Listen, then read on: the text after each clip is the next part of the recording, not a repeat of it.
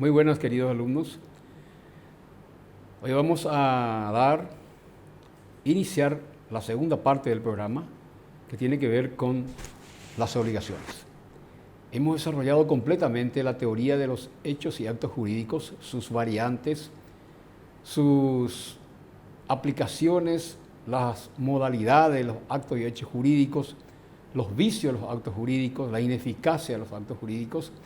Ahora vamos a entrar en una de las partes más importantes del programa y también de máxima importancia para la formación profesional de ustedes.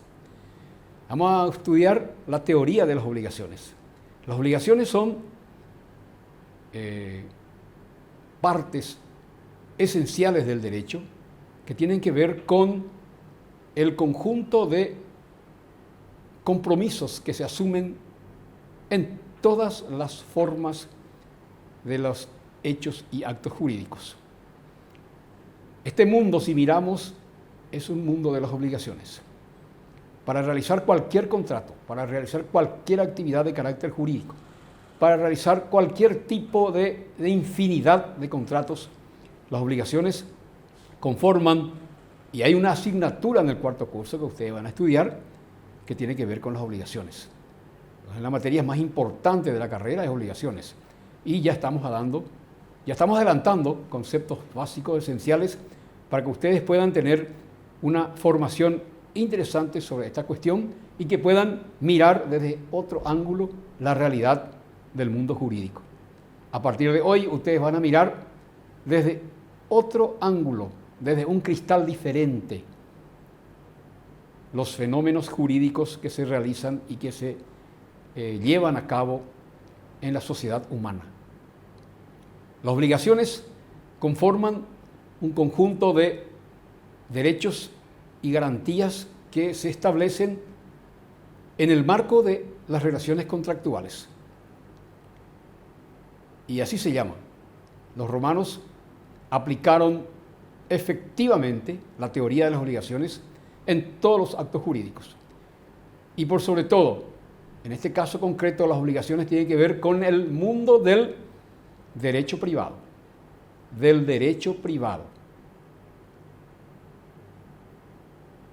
Y entonces vamos a definir lo que son las obligaciones.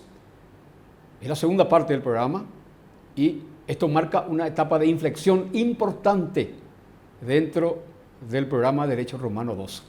La obligación es una relación jurídica que se da entre acreedor y deudor, por lo cual el deudor, se ve compelido a realizar, obligado a realizar, a favor de del acreedor, actos que deben satisfacer lo asumido y lo comprometido de forma inexcusable. La relación jurídica que se da entre el acreedor y el deudor, por el cual el deudor, se ve compelido a realizar a favor de el acreedor,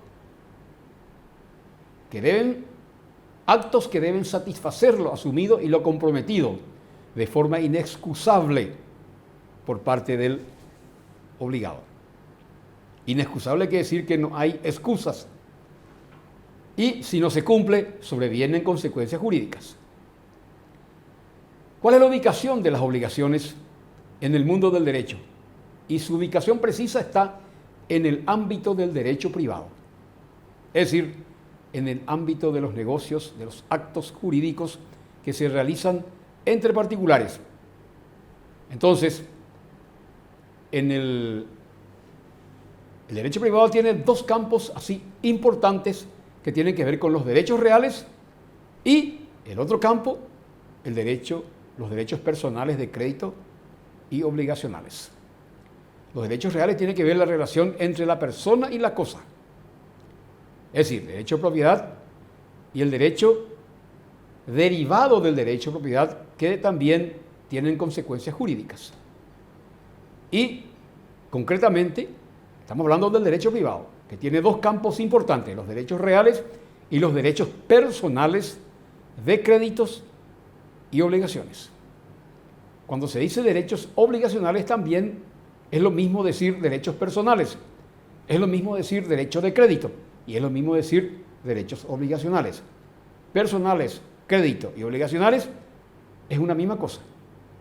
Entonces, para que ustedes tengan claro el panorama, deben entender que el derecho privado tiene dos ámbitos bien precisos, que tienen contornos jurídicos precisos: los derechos reales y los derechos obligacionales. Los derechos obligacionales se le llama también derechos personales o derechos creditorios. Personales, creditorios, obligacionales es la misma cosa. Entonces, esa es la ubicación de los derechos obligacionales en el ámbito del derecho privado. Ustedes pueden mirar el PowerPoint que le estamos acompañando con este video aula y pueden verificar fácilmente cómo estamos abordando esta cuestión. ¿Cuál es la naturaleza de los derechos obligacionales? La naturaleza es estrictamente jurídica, es decir, tiene su aplicación, su existencia, su aplicación y su desarrollo en el ámbito jurídico. Y hemos dicho que los derechos obligacionales es la relación entre deudor y acreedor por el cual el deudor se compromete a realizar lo prometido, y esto tiene que ver con una exigencia que la misma norma establece entre las partes. Una cuestión obligacional no es una cuestión de buenos propósitos, de buenas acciones, de buenas intenciones, no, se debe cumplir.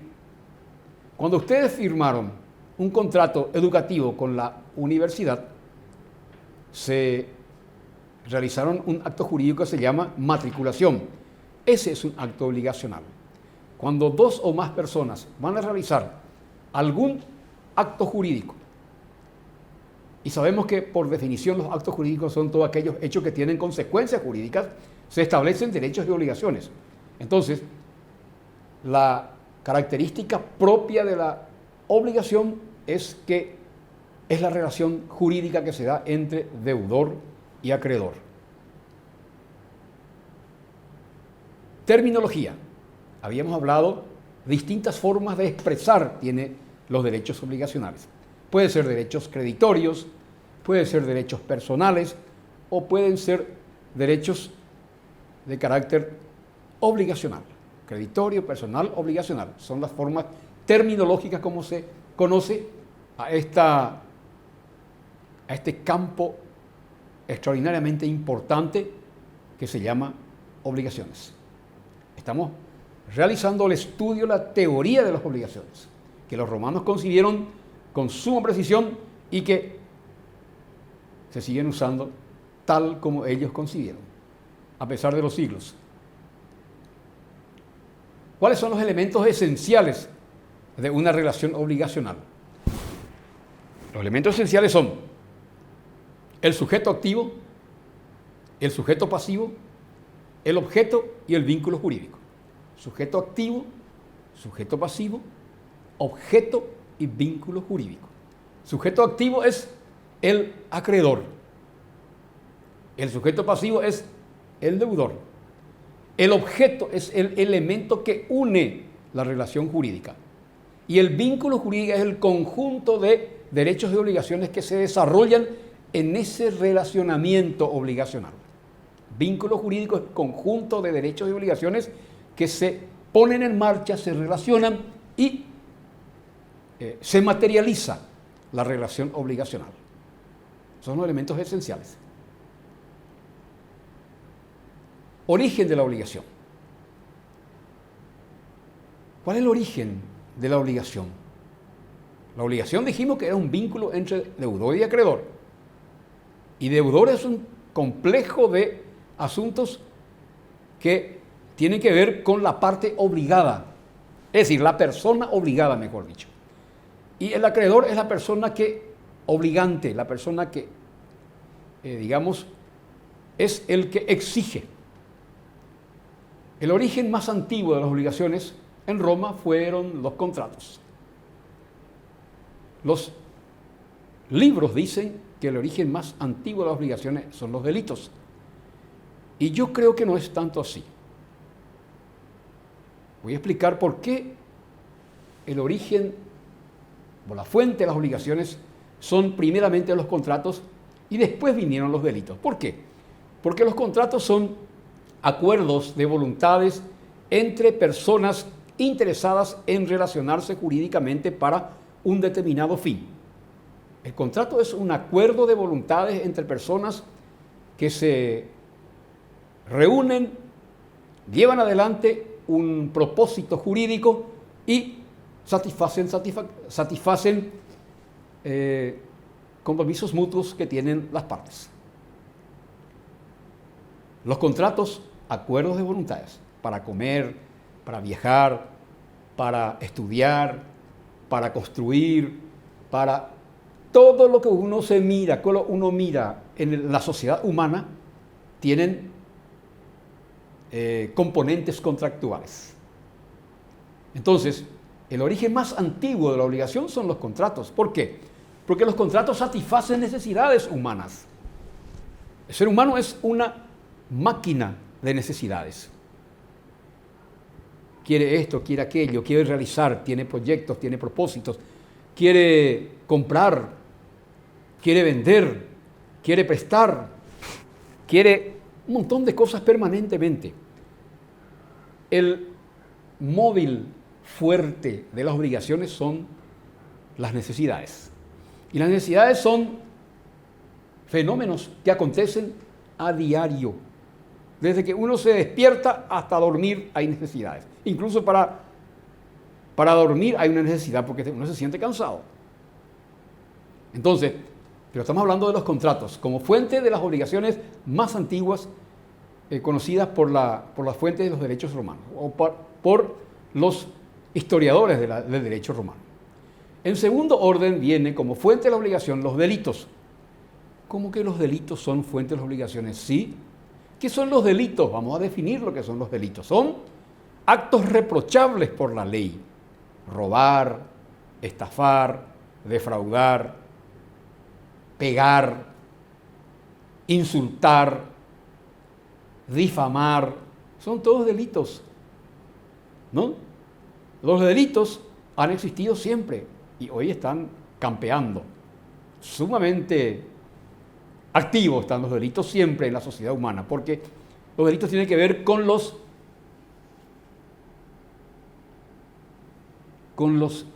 comportamientos desviados que tienen las personas. La sociedad establece un cierto padrón de comportamiento, un cierto patrón de comportamiento, una cierta pauta de comportamiento buena.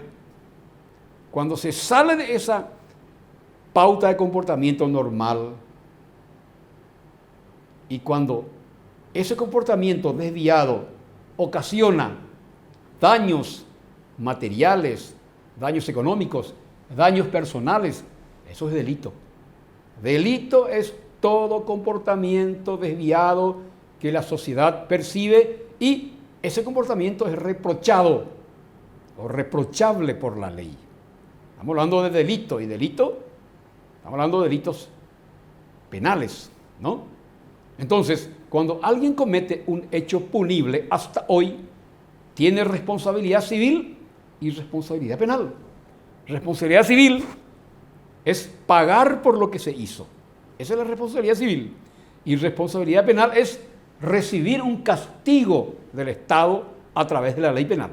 Entonces, el origen más antiguo de las obligaciones son los contratos, que ya hemos visto que son actividades pacíficas, que responden a las necesidades humanas, a las necesidades emergentes de cada día, y también otro origen de la obligación es el delito. Aparte de obligación civil, que es pagar 2 veces más o más de lo que uno debe, está también la obligación penal. Y la obligación penal, en nuestros tiempos, muchos de nuestros delitos son carcelables. Pero en Roma, muchos de los delitos no eran carcelables.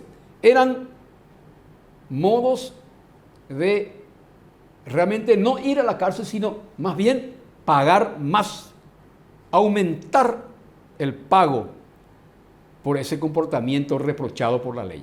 Entonces, Las obligaciones tienen su origen en los contratos y en los delitos. ¿Y cuáles son estos delitos? ¿Cómo se manifestaban estos delitos? El talión, la composición y el nexum. El talión es ojo por ojo, es la forma más antigua de aplicar justicia. Ojo por ojo, diente por diente. ¿Eso qué quiere decir? Si en un acto reprochable, delito, le golpeaste a alguien y le hiciste perder el brazo, vos también tenés que perder el brazo. Le hiciste perder el ojo por un disparo de flecha en aquella época, y vos también tenés que perder el ojo. En los tiempos antiguos de la humanidad se aplicaba en el talión. Incluso el talión se sigue aplicando en las sociedades aborígenes prehistóricas que aún persisten, aún se aplican la ley del talión, que es el ojo por ojo, diente por diente, sangre por sangre. Si le mataste a alguien, a vos te van a matar también. Eso es el talión. Otra forma de delito en la época romana que implicaba una restricción de la libertad era el nexum. El nexum tenía que ver con la conversión del deudor. Cuando no podía pagar la deuda, el deudor podía incurrir, mejor dicho, convertirse en esclavo. El nexum es una forma de esclavitud. Si no podía pagar, vamos a ese deudor impenitente, ese deudor moroso en demasía, no podía pagar. Entonces, vamos, venga, usted es mi esclavo. Ese es el nexum. Y otra forma es, cuando se cometían delitos, era la composición. La compositio se escribe y se lee composicio. En la pronunciación romana no se dice compositio, se dice composicio. Composicio. Bueno, entonces, la composición es el que cometió un delito de defraudación, de estafa, de robo, de furtum manifestum, que cometió un delito de difamación. ¿Cómo se libraba? ¿Cómo se penaba ese hecho punible reprochado por la ley? Se penaba con el pago del doble o del triple o del cuádruple. La composición era una forma de pagar por los hechos punibles delictuales de carácter penal. Y hasta hoy, en nuestros tiempos, volvió la composición en el Código Procesal Penal. La composición se usa ahora en nuestro sistema penal. Por ejemplo, quien cometió una defraudación, un fraude, una estafa, un hurto, puede ir a la cárcel, obviamente, hasta 5 años. Pero nuestro Código Penal, Procesal Penal, dice, bueno, si vos no querés ir a la cárcel, pagás. Y eso es la composición. Es una forma de convertir la pena en dinero. Y la composición volvió en el siglo XX, a fin del siglo XX, con la modificación del Código Penal y Código Procesal Penal, en mecanismo de pago antes de ir a la cárcel y evitar la formación de cuellos de botella en los procesos penales y que no vaya la gente por cualquier causa a la cárcel, sino que pague. Eso es la composición de origen romano. Composición quiere decir pagar por un hecho punible delictual penal. Se usó en Roma, se usó el talión mucho tiempo atrás, desapareció porque fue salvaje. El talión es muy salvaje. El nexum también se usó hasta el año 315 antes de Cristo en el derecho romano, que vamos a hablar también dentro de un rato sobre este tema. Y aquí está la desaparición del nexum. Nexum es la conversión de un deudor en esclavo por el modo de no pagar la deuda o a consecuencia del no pago de la deuda, una morosidad extrema y el nexum convirtió al deudor en esclavo. Imagínense, un deudor se convierte en esclavo, era terrible.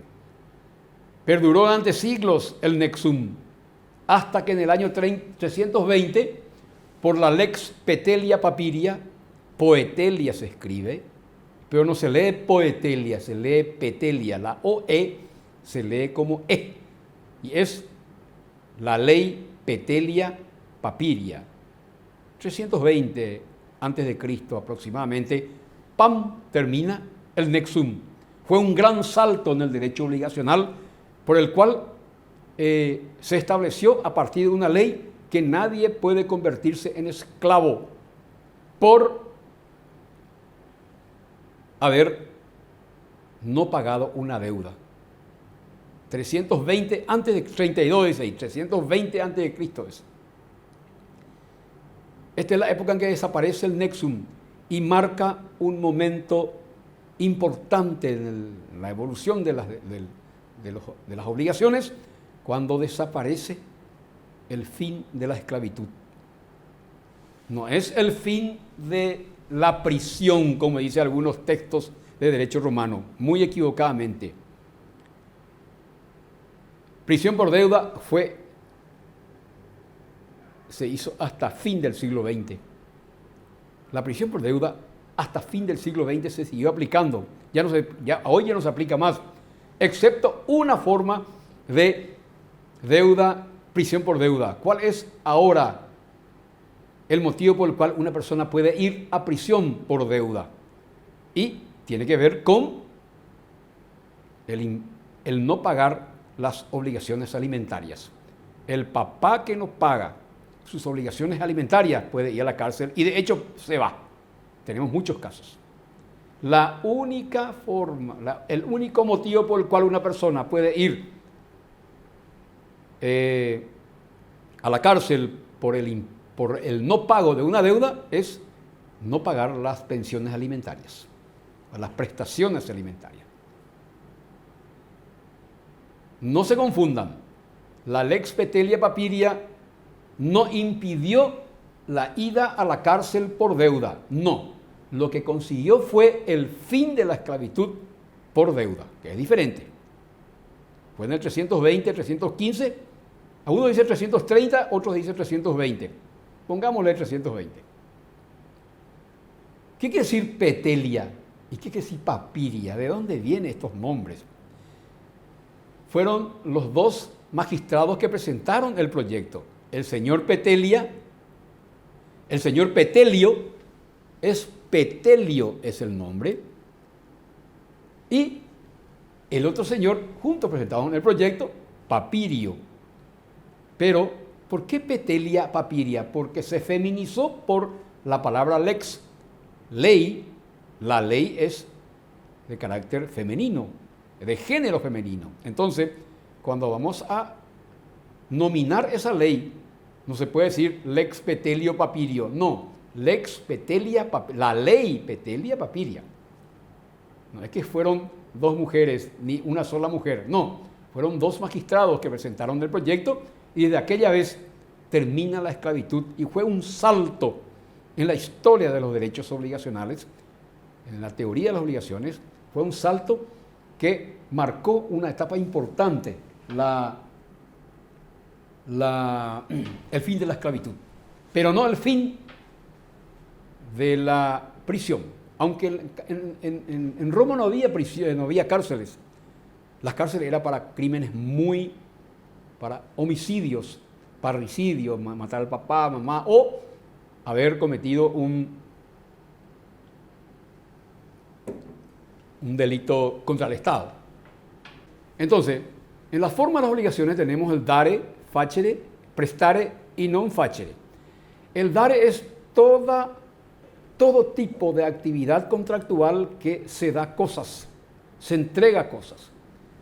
El facere es todo tipo de relación contractual obligacional que se hace cosas. Por ejemplo, me voy a un sastre y entro en contacto obligacional con él, quiero que me haga este saco y él me confecciona este saco? ¿Es dar o es hacer?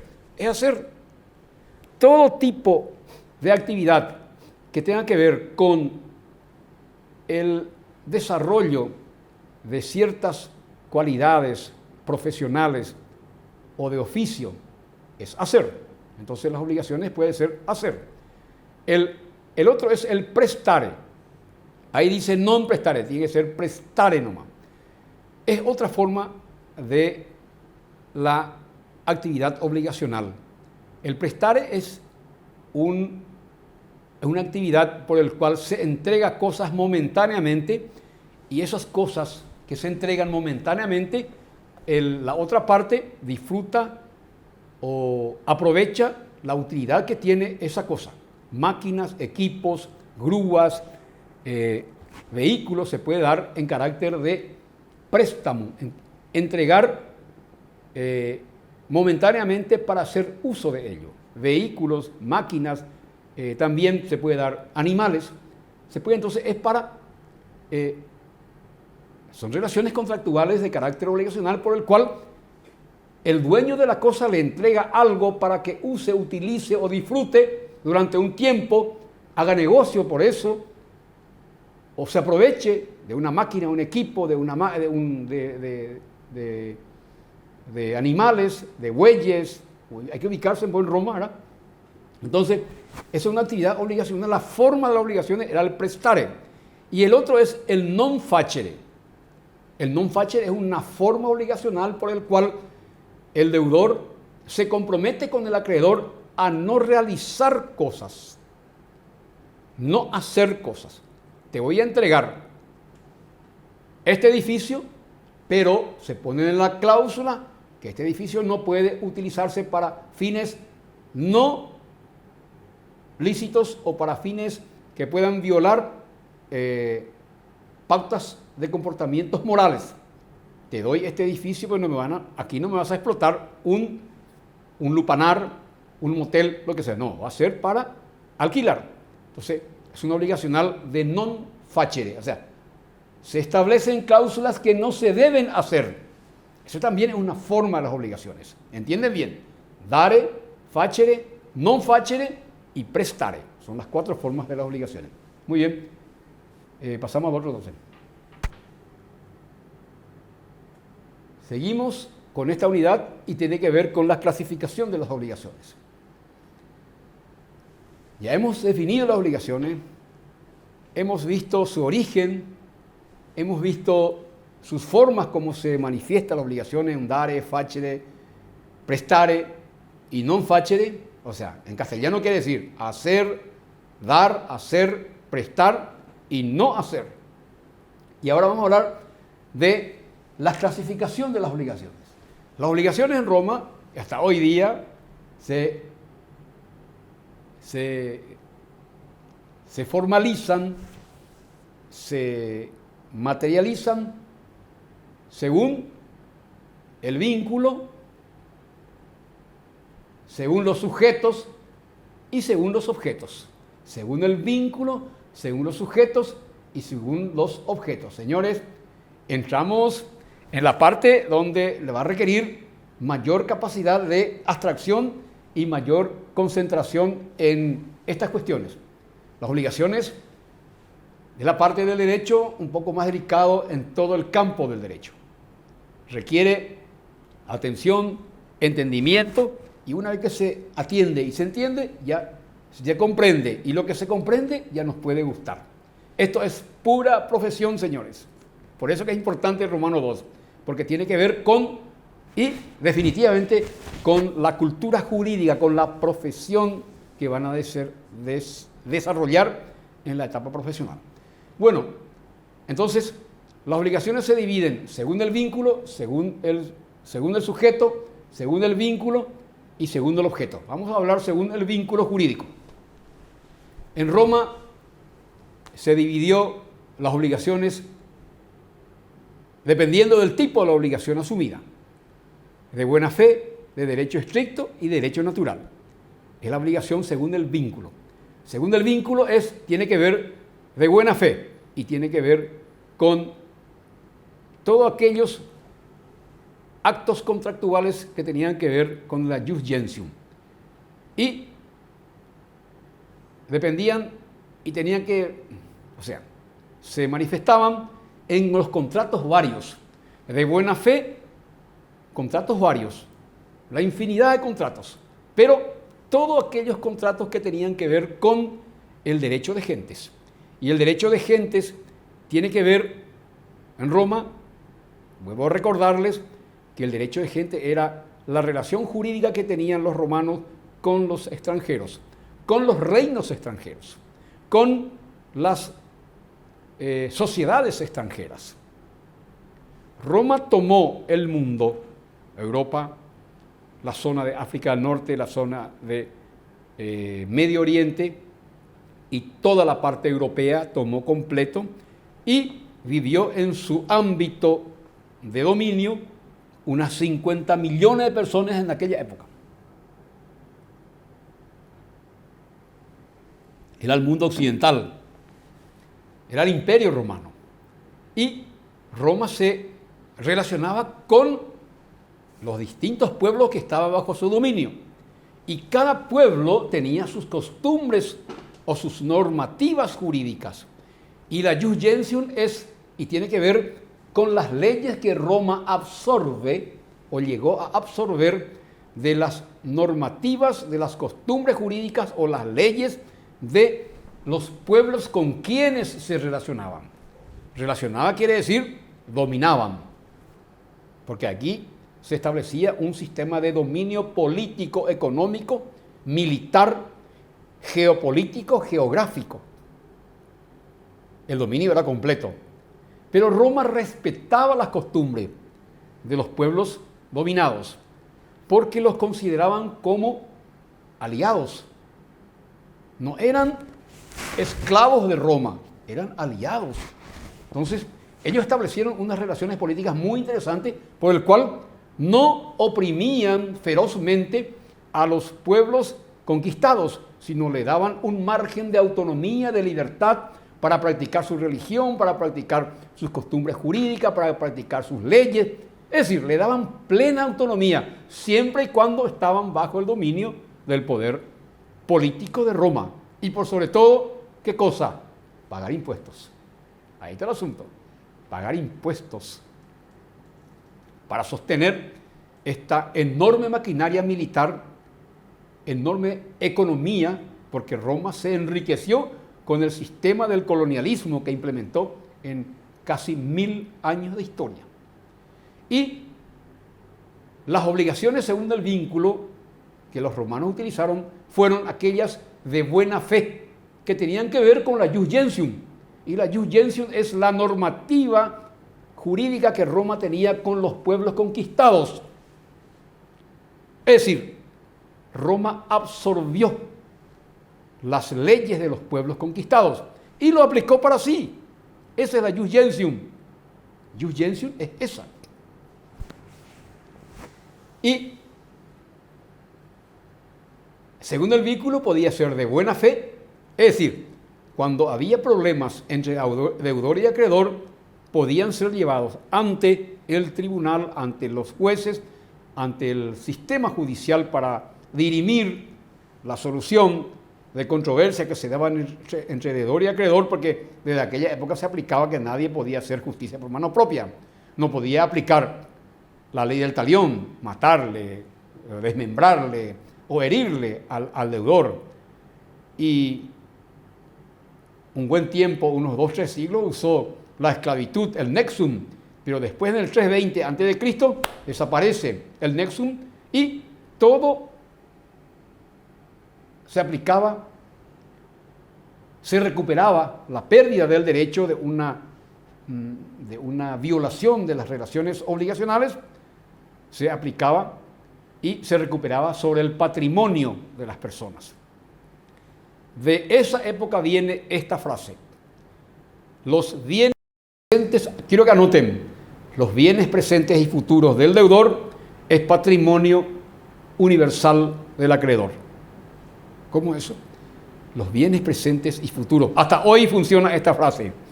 Los bienes presentes y futuros del deudor es prenda universal del acreedor. Yo tengo una relación obligacional con el cameraman, con Jorge. Aquí me está observando 2 cámaras profesionales. Le presto a Jorge 100.000 guaraníes, 1.000.000 de guaraníes. Muy bien. Me tiene que pagar en 3 meses. Me pagó 1 mes, en el segundo mes ya no me pagó, entonces no me pagó, me debe 2 meses, 2 franjas, 2 porciones, me debe 700.000 guaraníes. Me pagó solo de 300.000. Y aquí se da la aplicación de este principio. Todo lo que tiene Jorge, ahora y en el futuro, es mío, hasta el nivel de la deuda. ¿Cómo es eso? Porque yo le tengo que cobrar. Porque si yo no le cobro, si él no me puede más pagar, yo le debo ejecutar en sus bienes. Y me voy a la justicia. Y le pido al juez para que se aplique un juicio ejecutivo y que se embargue sus bienes, que se venda sus bienes y de esa venta que me retorne lo que me debe. Eso quiere decir, todos los bienes presentes y futuros del deudor es prenda común del acreedor. Desde el año 320 a.C. hasta hoy funciona ese aforismo jurídico, ese principio jurídico importante de carácter obligacional. Ya no se podía convertirle en esclavo, ya no le puedo convertir en esclavo al deudor impenitente como es Jorge, ¿no? Pero sí puedo ejecutar sus bienes para que de sus bienes yo pueda cobrar mi crédito. Eso quiere decir prenda universal del acreedor. Y los contratos de buena fe tenían que ver con contratos varios, de compraventa, de cualquier contrato, y que estaba regulado por la Jus Gentium. Y según el vínculo aparecieron también los contratos, otra clasificación es los contratos de derecho estricto, del Jus Civile, y tenían que ver con contratos bien determinados, como ser, por ejemplo, estrictamente se aplicaba la cuestión de el cumplimiento de las cláusulas del contrato cuando era de derecho estricto. Por ejemplo, contratos bien determinados. Por ejemplo, préstamo de dinero. El préstamo de dinero es un contrato estricto hasta nuestros días. Y el único que se puede, todos los contratos de préstamo de dinero o donde se tiene que ver con dinero, contante y sonante, líquido, liquidez quiere decir dinero, se aplicaba el derecho estricto. Es decir, el derecho estricto tiene que ver con el Jus Civile. Y, según el vínculo, el Jus Civile tenía que ver con contratos bien determinados. ¿Y qué quería decir contratos bien determinados? Contratos de préstamos de dinero. El que presta dinero, el acreedor que presta dinero a un deudor y este deudor no paga, entonces yo puedo pedirle al juez para que se ejecute directamente sus bienes. Este es el derecho estricto. Y el otro contrato, según el vínculo, es el contrato, el tipo de derecho natural. Las obligaciones del derecho natural no están cubiertos por defensas judiciales, es decir, no tienen el soporte de la obligatoriedad. Las obligaciones naturales no tienen carácter de coercibilidad porque no están previstas por la norma, ni por el Jus Gentium, ni por el Jus Civile. Hasta hoy funciona esto, señores. El derecho natural, las obligaciones de derecho natural son aquellas obligaciones que no están cubiertas y no pueden ser compelidas judicialmente. ¿Cómo? Y, por ejemplo, las deudas prescriptas. Alguien presta dinero, le dio un pagaré, pasó 4 años y ya no se puede cobrar. Podés cobrar, pero le puedo decir, amigo, pagame por lo que me debe, hace 4 años que me debe. Si quiere pagar, no me paga. Porque ya no se le puede obligar, ya pasó 4 años de nuestra legislación.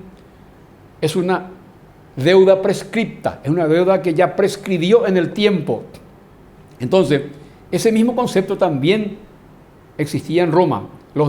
Las obligaciones de derecho natural no tenían no tenían la cobertura de cobrar judicialmente. Después vamos a hablar un poquito más adelante sobre las obligaciones naturales. Hasta hoy existen las obligaciones naturales. Y hoy existe, por ejemplo, las deudas prescriptas, las deudas que ya vencieron su tiempo. Ahora nos vamos a otra clasificación. Hemos visto según el vínculo, ahora vamos a hablar según los sujetos. Según los sujetos pueden ser mancomunadas y solidarias.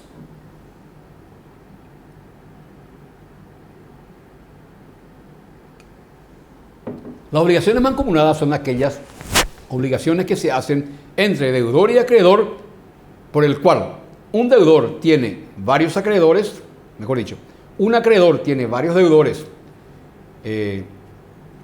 José le presta 100.000 guaraníes a Mario, a Pedro y a María. José le presta 100.000 guaraníes a Pedro, Mario y María.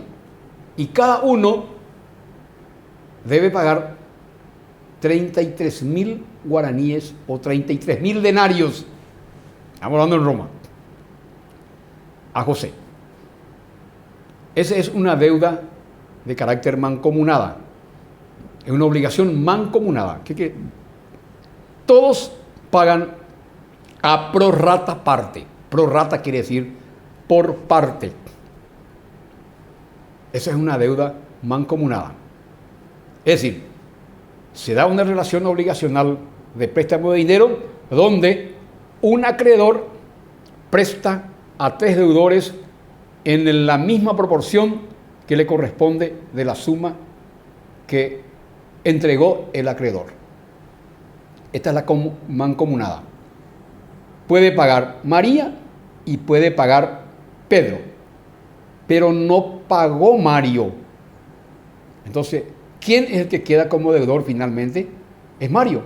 Ya pagó, los otros ya pagaron. Y esa es la característica, según su sujeto, en mancomunada. Y según la otra clasificación, la subclasificación de las obligaciones, según los sujetos, es la solidaria. Y es la que más se usa, que se usó en Roma y que se sigue usando hasta nuestros días como una forma de asegurar el cobro de la totalidad de los créditos otorgados. La solidaria es cuando se da en caso de pluralidad de acreedores deudores y la obligación es asumida por uno de ellos en nombre de todos. ¿Cómo es eso? Vamos al mismo ejemplo. José presta 100.000 denarios a María, a Mario y a Francisco. Son 100.000 denarios. Los 3 se comprometen, pero en forma solidaria. ¿Qué quiere decir eso? Sí. Llega el momento que tiene que pagar a 3 meses. Llegó 3 meses un día, 3 meses de 10 días y le reclama. Nadie quiere pagar, porque nadie tiene, porque hubo un negocio mal hecho y nadie pudo pagar. Entonces, ¿qué hace el acreedor? Le ejecuta directamente a uno de ellos, ya suficiente. A uno de ellos porque esta obligación es de carácter solidaria, no es mancomunada, es solidaria. El acreedor ejecuta a uno de ellos y uno de ellos debe pagar por todos. Porque la característica de la obligación, según los sujetos, es solidaria. Solidario no quiere decir nos ayudamos todos, no. Solidario viene del latín insolidum, que quiere decir bloque. Hasta hoy todas las deudas se hacen de modo solidario. ¿Por qué? Porque el acreedor asegura la recuperación de su crédito otorgado en un momento dado con mucha esperanza a los deudores y el acreedor tiene el derecho de percibir completamente lo que corresponde del dinero que se despojó y le otorgó a los deudores. Entonces, repetimos, mancomunado es cuando se reparten, es un acreedor con varios acreedores, o puede ser varios acreedores con varios deudores. O puede ser un deudor con varios acreedores. Distintas hipótesis se dan. Un acreedor con varios deudores. Dos o más acreedores con dos o más deudores. Un deudor con dos o tres acreedores. Y mancomunada es cuando se distribuye a prorrata parte la cantidad de suma dineraria que se prestó. Esa es la mancomunada. Y cada uno paga su parte y ya se libera de la deuda. En la solidaria, sin embargo, es la prestación dineraria, préstamo de dinero, que se da entre un acreedor con varios deudores. Y ahí no hay prorrata parte, no hay división de partes, sino el acreedor le puede ejecutar al más solvente para asegurar el cobro de la deuda. Puede haber un acreedor, varios deudores. Puede haber dos o más acreedores o dos o más deudores solidarios. Puede haber un deudor o dos o más acreedores. Entonces, si hay un deudor de 100.000 denarios y hay tres acreedores, el deudor debe pagar la totalidad a uno de ellos y terminó. Ahí se libera el deudor. ¿Qué pasa cuando el acreedor intenta cobrar a tres deudores sobre el sistema solidario y le ejecuta a Mario? Mario se libera de la deuda al pagar la totalidad. Pero estos dos no se liberan. ¿Por qué? Porque Mario se convierte en acreedor de sus compañeros y le persigue judicialmente. El deudor que pagó en el sistema solidario, hasta nuestro día es así, tiene la potestad se convierte en el acreedor de sus compañeros deudores y le persiguen judicialmente para el cobro de las obligaciones a sus ex compañeros deudores. Él se convierte en deudor.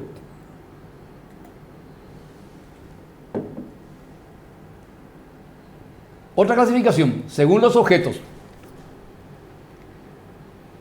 Los objetos pueden ser genéricos, específicos. Genéricos pueden ser el objeto que es. El objeto es la cosa que une a deudor y acreedor. Es el elemento que une obligacionalmente a las partes, tanto al sujeto activo como al sujeto pasivo. Sujeto activo es el acreedor, sujeto pasivo es el deudor. Y los objetos pueden ser genéricos, es decir, determinados solos en su aspecto colectivo sin determinar su individualidad. ¿Cómo es eso? Vamos a trabajar la cabeza, señores.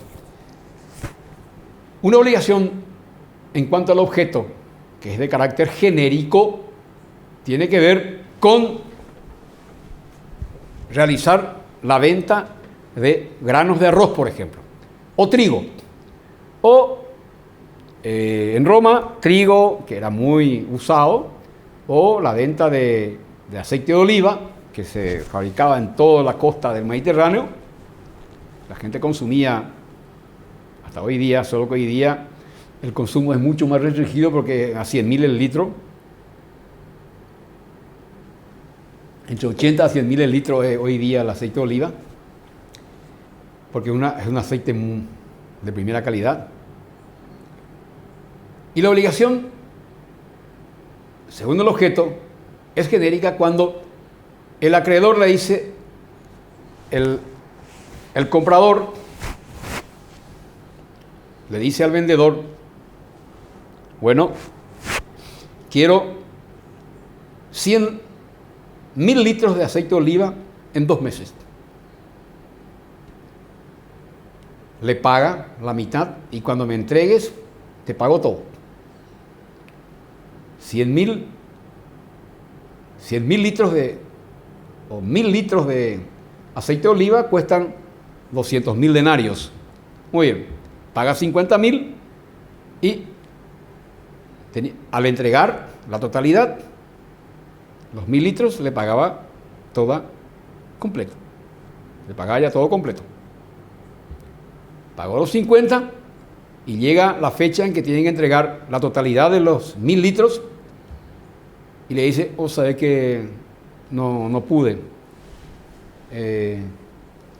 encontrar, no conseguí más. Y esa excusa no puede dar una persona deudora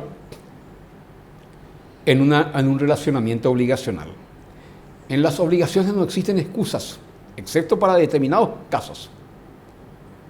La obligación se cumple, porque la obligación es la relación jurídica que se da entre el deudor y el acreedor, de modo que el acreedor puede compelir, puede hacer que le obligue a cumplir, porque si no cumple, se dan consecuencias jurídicas de multas, de pagos, de penalidades y más cosas.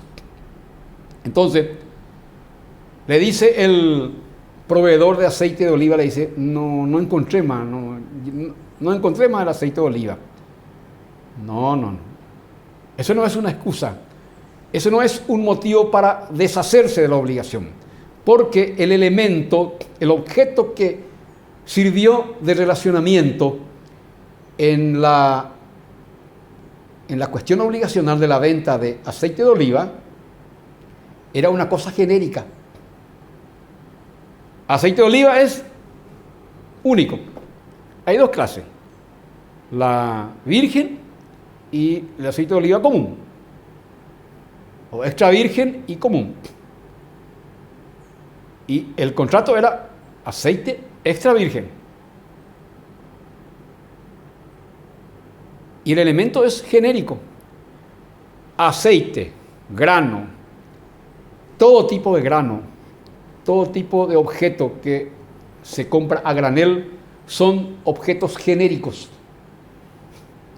Y hay una regla jurídica en el derecho romano que hasta hoy funciona, genus non perit. Lo genérico no perece. De cualquier agujero me tenés que traer los 1.000 litros de aceite de oliva, porque aceite de oliva es genérico. No hay algo específico, es genérico. Yo te pedí aceite de oliva extra virgen, y extra virgen en todo el Mediterráneo se fabrica, se procesa, se elabora, se planta los olivares y se elabora el aceite en toda la zona del Mediterráneo, hasta hoy día. Entonces, el deudor no puede excusarse porque hay un aforismo jurídico que le obliga y que dice, lo genérico no perece. Entonces, si no podés proveerme los 1.000 litros, yo me voy a la justicia y te cobro una indemnización por daños y perjuicios, porque yo estoy perdiendo con mis clientes. Y va a la justicia. Eso es lo genérico. Los objetos, la clasificación de las obligaciones según los objetos pueden ser genéricos o pueden ser específicos. Específicos es cuando están determinados por su individualidad precisa e inequívoca. Efecto jurídico para el deudor, cuando no existe, es inexcusable cuando existe algo específico. Ejemplo, yo contrato con un pintor, vivo en Roma y el pintor vive en Grecia, y él me tiene que hacer una pintura de mi retrato, o me tiene que hacer una escultura de la Venus de Milus, y esta es una única escultura. Me voy, le pago la mitad, me voy para retirar de aquí a 2 meses, y me dice, yo no pinté, no pude pintar porque me enfermé, lo que sea, pero no hay ninguna justificación valedera. Entonces, cuando la obligación es específica, y tiene que cumplir inevitablemente lo prometido, inevitablemente.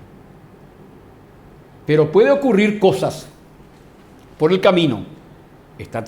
Ya hizo toda la escultura, está trasladando por vía marítima, porque era pues decía vía marítima o por terrestre, pero zozobró el barco y se hundió el barco.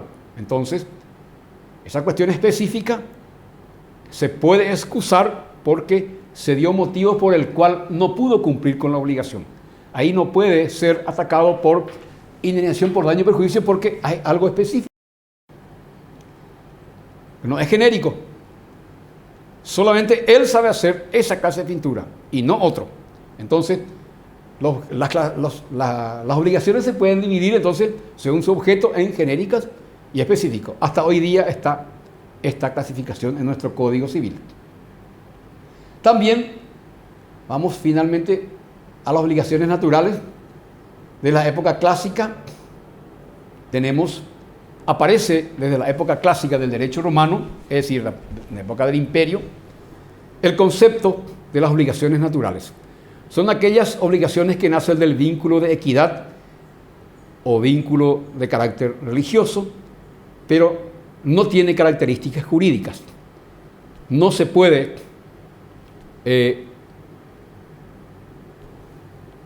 compelir quiere decir obligarle a una persona, a un deudor, cuando las obligaciones han sido de carácter natural.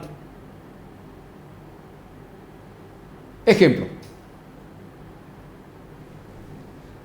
una deuda que pasó varios años y en Roma también tenía el término, todos los derechos, desde Roma para adelante, todos los derechos caducan, todos los derechos terminan, todos los derechos mueren por el transcurso del tiempo. Y eso se llama prescripción.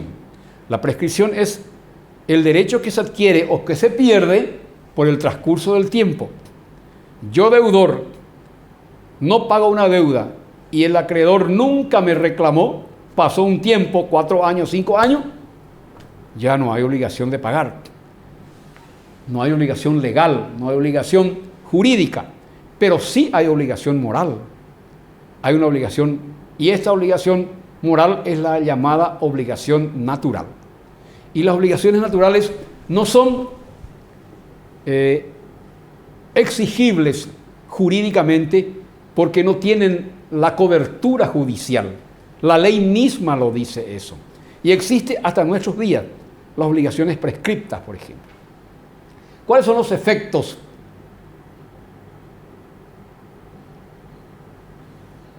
Efectos jurídicos de las obligaciones naturales. Al acreedor,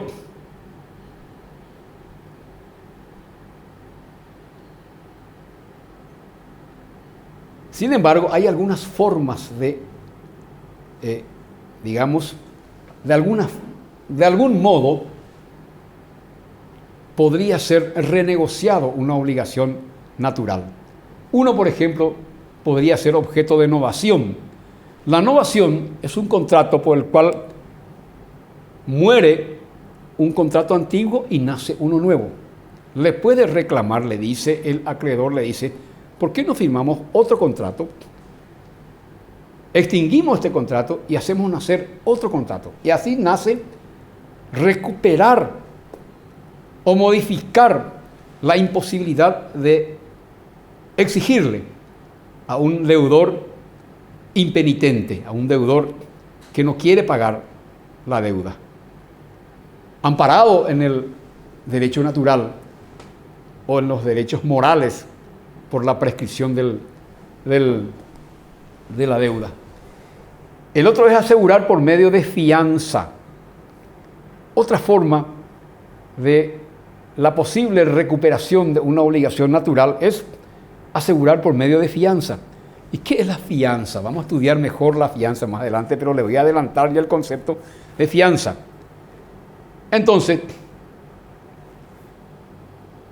yo presto dinero a Jorge le he puesto 10.000 denarios. Antes de prestar le digo, quiero que me ofrezca un garante personal, un codeudor decimos hoy, pero no es codeudor, es garantía personal de un tercero. Entonces, él le nombra a otra persona, firma el documento, firma él y firma un garante. En caso que él no pague, me puede pagar por medio de la fianza. Entonces, yo le digo al acreedor que ya pasó el tiempo, le digo, ¿me podés afianzar esta deuda con un... Ya sé que vos no podés pagar y ya pasó el tiempo. ¿Podés afianzarme? ¿Podés nominarme a un garante, a un tercero para pagarme la deuda? Y acepta y ahí se produce. Otra forma es la retención del pago, retener el pago.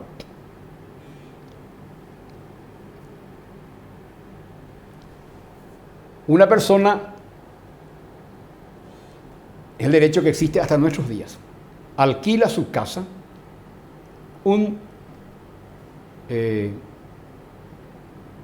alquila un negocio, una fracción de un edificio, o mejor dicho, un determinado piso o un salón. Bueno, y no puede más pagar el alquiler. Entonces, ¿qué hace el deudor? Y pasó el tiempo. ¿Qué hace el deudor? No puede pagar. ¿Qué hace el acreedor? Retiene la cosa. Es lo que se llama retención del pago. Es decir, yo le retengo las cosas que están dentro del salón hasta que me pague. Es una forma también de asegurar, o mejor dicho, impulsar el pago de las obligaciones. Es una obligación natural, se entiende. Caso de las obligaciones naturales contempladas en las fuentes del derecho romano. Las deudas contraídas por esclavos, por incapaces, nacidos por los pactos, por los menores, eran todas obligaciones naturales. Las obligaciones prescriptas, ahí está, civiles, prescriptas, eran todas obligaciones naturales. ¿Se acuerdan ustedes que los esclavos podían hacer cosas a favor del dominus, del amo? Los incapaces también podían asumir algunas cuentas. Entonces,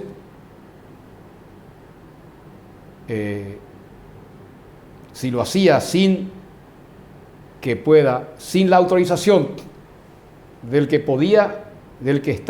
incapaz por sí solo, y no sabía la otra parte que era incapaz, entonces era una obligación natural. O un esclavo se hacía pasar por hombre libre, asumía una cuenta, entonces no podía cobrar. Menores, eran casos así específicos que tienen que ver con las obligaciones naturales. Obligaciones naturales impropias son aquellas obligaciones morales o religiosas, libertos al amo, dote de la mujer, madre que paga al hijo liberado por esclavitud, gastos funerarios por un pariente, etc. Son aquellas obligaciones que nacían los libertos al amo, por ejemplo. Eran consideradas obligaciones naturales, que no tenían la cobertura jurídica. Entonces, no tenía la posibilidad de obligarlos judicialmente al pago de las obligaciones contraídas. No podían repetirse, no se podía recuperar lo pagado, quiere decir. Repetir en el lenguaje jurídico no quiere decir hacer otra cosa igual. No. Repetir quiere decir, viene el latín repete, que quiere decir no se puede recuperar lo pagado. Por ejemplo, el liberto es el ex esclavo que presta dinero al amo, y el liberto no puede reclamarle al amo porque le debe. Son cuestiones, hay obligaciones morales. Durante toda la vida le debió comer. La dote de la mujer no se puede recuperar. Madre que paga al hijo liberado por esclavitud, le paga el hijo estaba en esclavitud y la madre paga el rescate, viene el hijo feliz y contento y la madre le quiere recuperar lo pagado a favor del rescate de su hijo. No, esto es una obligación natural impropia, de carácter moral. Los gastos funerarios por un pariente. Una persona que llegó a pagar todos los gastos funerarios por su pariente, esta persona que pagó todo no puede recuperar lo pagado porque son obligaciones naturales impropias. Eso quiere decir. Muy bien. Esto es lo que hemos desarrollado en esta primera lección, el primer choque con las obligaciones. Vamos a tener más de 17 unidades sobre obligaciones. Para adelante. 17 unidades sobre obligaciones y vamos a divertirnos mucho en obligaciones. Todas las variables de las obligaciones vamos a estudiar, que son tan iguales como nuestros días. Que tengan ustedes muy buenas jornadas y muchas gracias.